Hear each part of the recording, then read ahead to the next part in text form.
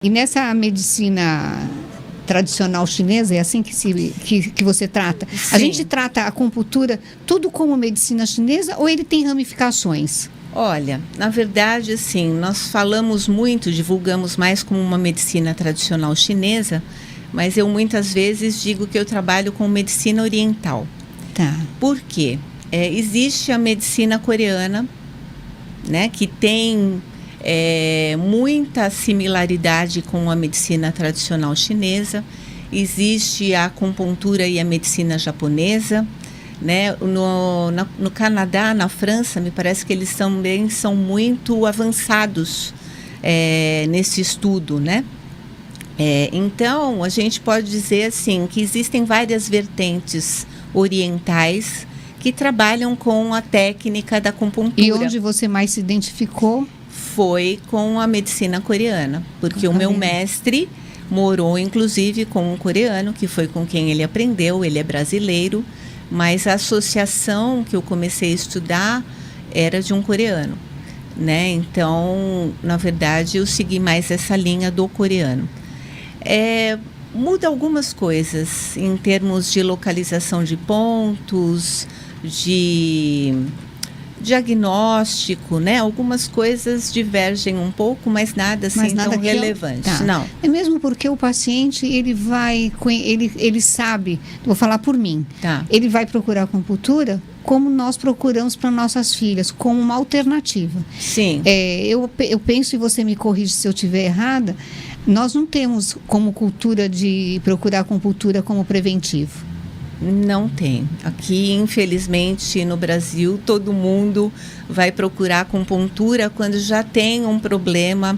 Inclusive ali, quando já está no último estágio. Já está no último estágio. Exato, porque a pessoa já está tão desesperada, ela já procurou tantas outras alternativas e assim, e médicos especialistas para tratar, e muitas vezes não teve resultado.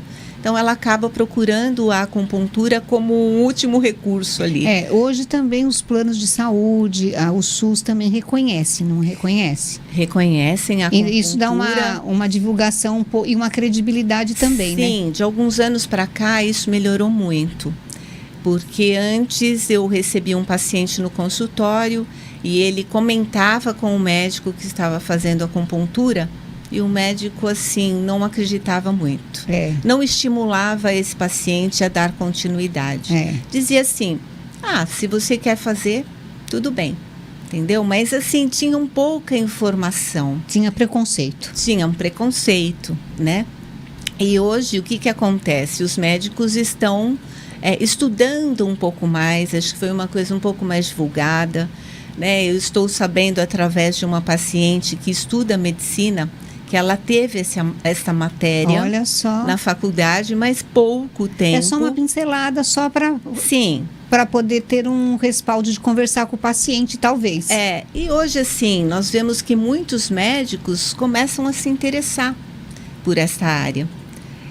Só que o que acontece? A questão do diagnóstico da medicina tradicional, da nossa medicina, para a medicina chinesa ou oriental, ela é muito diferente, porque a medicina tradicional, ela tende a tratar a doença, o sintoma, né? A doença, mas o sintoma, tudo é rotulado. Então, é a gastrite, é a bronquite, é a diverticulite.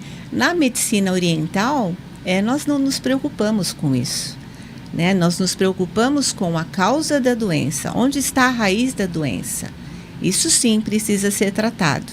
Enquanto não se entende a raiz da doença, você não consegue fazer um bom diagnóstico e não consegue fazer um tratamento que seja efetivo. E é nesse lugar que a gente chega no equilíbrio do corpo, mente e espírito? Sim, quando nós falamos de corpo, mente e espírito... Olha lá o doutor lá fora concordando. Olha lá, porque dentro da nossa área também, né, nas terapias. Não tem como, né, doutor? Corpo, mente e espírito. Ele vai entender o que eu vou dizer, né? Não tem como a gente olhar isso de forma separada, fragmentar. Tá tudo junto. Tá tudo né? junto. O corpo, na verdade, é a matéria que manifesta a doença. Mas o corpo é a matéria. Onde a doença se manifesta. né? Onde esse desequilíbrio surge, né? De uma forma assim evidente que precisa ser tratado.